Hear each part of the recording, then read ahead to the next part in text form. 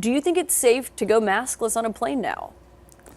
Well, this is a tough call because this was a legal decision, Caitlin. We can put up the list of airlines, by the way, and Amtrak that is now, at this point, not requiring masks. TSA is not going to enforce masks in these places, but this was a legal decision, not a public health decision.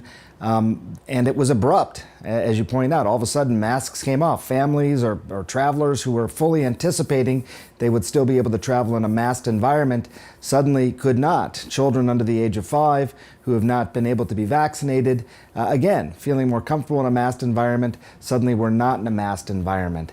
So what we've known for some time is that, airplanes are probably one of the safest places because of the high air exchange rates. And we haven't seen significant outbreaks on airplanes. We've been following this for more than 2 years now, Caitlin.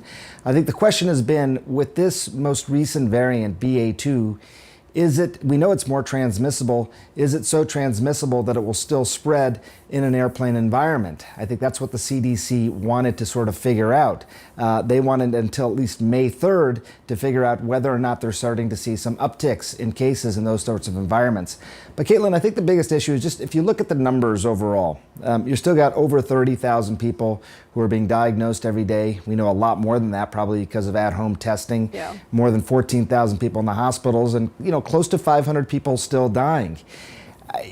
This is almost more of a philosophical than a scientific question. What are we willing to tolerate at this point? If we're willing to tolerate these numbers, which would translate to, close to 150,000 people dying a year of COVID, that's a lot. It's way more than flu, which people keep saying is sort of the metric maybe.